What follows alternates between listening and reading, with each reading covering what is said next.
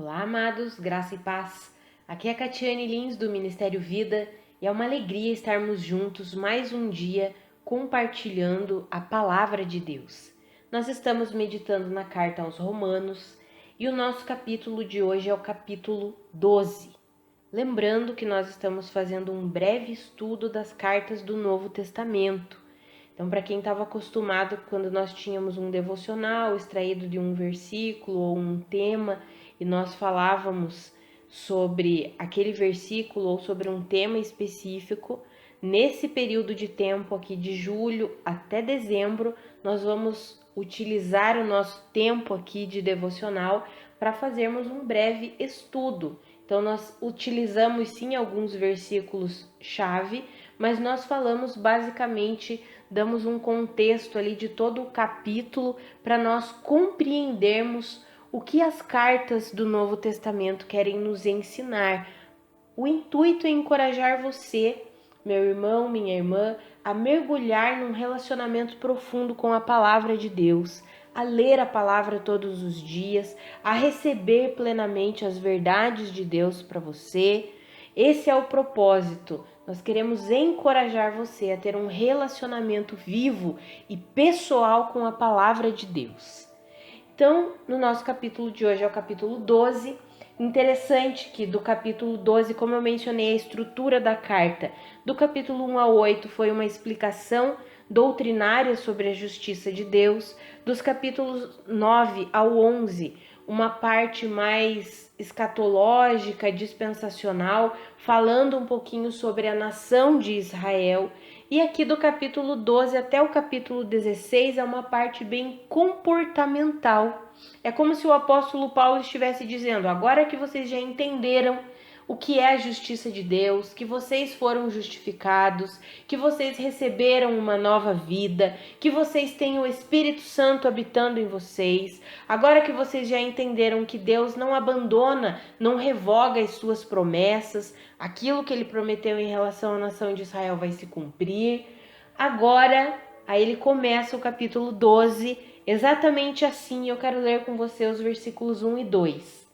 Portanto, irmãos, rogo pelas misericórdias de Deus que se ofereçam em sacrifício vivo, santo e agradável a Deus.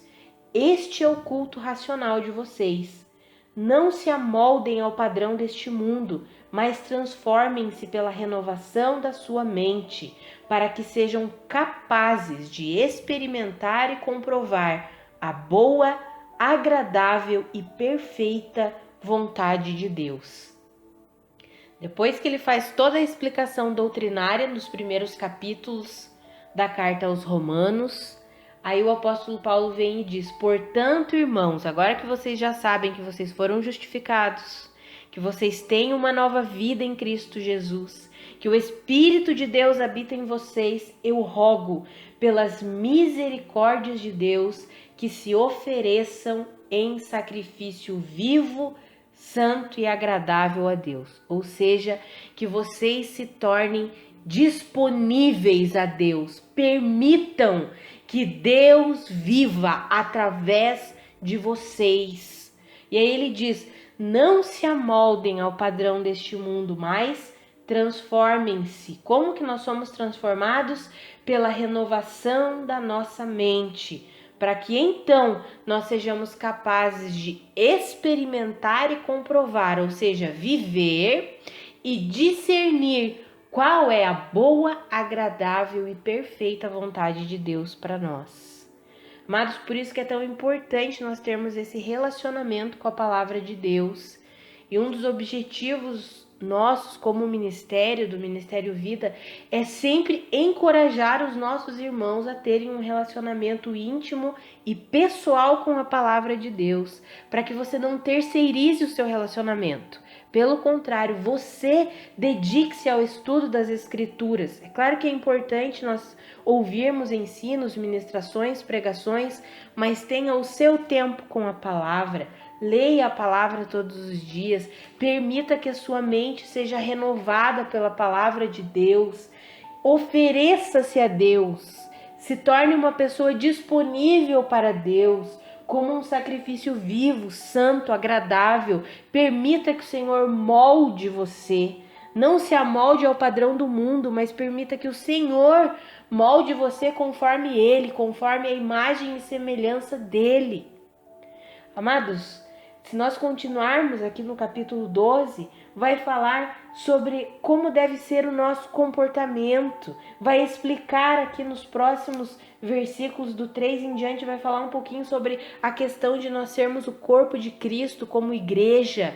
Cada um tem um dom, cada um recebeu uma função, e aí vai falar exatamente sobre os dons e vai dizer, olha, cada um exerça o dom que recebeu, com zelo, com alegria, ou seja, sirva uns aos outros, né? Dediquem-se uns aos outros. E aí do versículo 9 em diante vai falar sobre o nosso comportamento, que precisamos viver em amor, que precisamos ser fervorosos no espírito. Ali no versículo 12, um encorajamento para nós nos alegrarmos na esperança, sermos pacientes na tribulação, perseverarmos na oração, para nós sempre abençoarmos uns aos outros, nos alegrarmos com os que se alegram, chorarmos com os que choram, para nós não sermos sábios aos nossos próprios olhos, para nós não retribuirmos o mal com o mal, pelo contrário, sempre vivermos em paz com todos, procurarmos viver em paz com todos, não nos deixarmos vencer pelo mal, mas vencermos o mal com o bem. Ou seja, é uma parte comportamental, é como se o apóstolo Paulo estivesse dizendo, agora que vocês já têm uma nova vida em Cristo, dediquem-se ao Senhor, entreguem-se, ofereçam-se a Ele como um sacrifício vivo, transformem-se pela renovação da sua mente, exerçam o dom que vocês receberam, vivam em amor, abençoem uns aos outros, vivam em paz, ou seja, é uma parte comportamental, nos ensinando como nós colocamos em prática a nossa nova vida.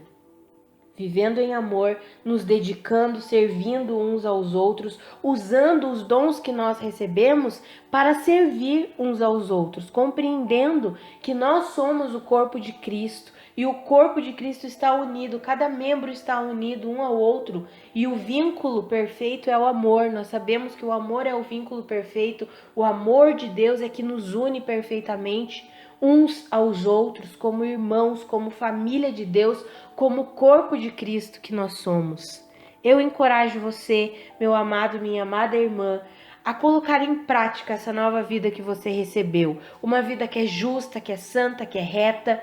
Você tem a capacidade que vem do Espírito Santo que Deus depositou em você. Você pode exercer o dom que Deus te deu e você pode viver em amor, em santidade, em alegria, em paz, servindo, dedicando-se ao Senhor para que a sua vida glorifique inteiramente a Deus. Eu encorajo você a viver assim. Vamos orar?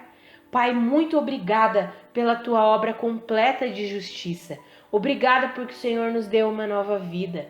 Pai, a minha oração hoje é para que o Senhor nos ajude. Ajude a mim e aos meus irmãos para que nós possamos colocar em prática essa vida nova que nós recebemos do Senhor. Pai, que nós sejamos fortalecidos e ensinados pelo Teu Espírito Santo, que nós não nos amoldemos ao padrão desse mundo, Pai, mas que nós possamos nos render a Ti como sacrifício vivo, santo, agradável, permitindo que o Senhor mude a nossa estrutura mental, para que nós possamos pensar como o Senhor pensa, agir como o Senhor age. Nos ajuda, Pai, nos ensina a colocarmos em prática a vida nova que o Senhor conquistou para nós na cruz do Calvário, em nome de Jesus. Amados, que a graça e a paz de Cristo sejam multiplicadas sobre a sua vida.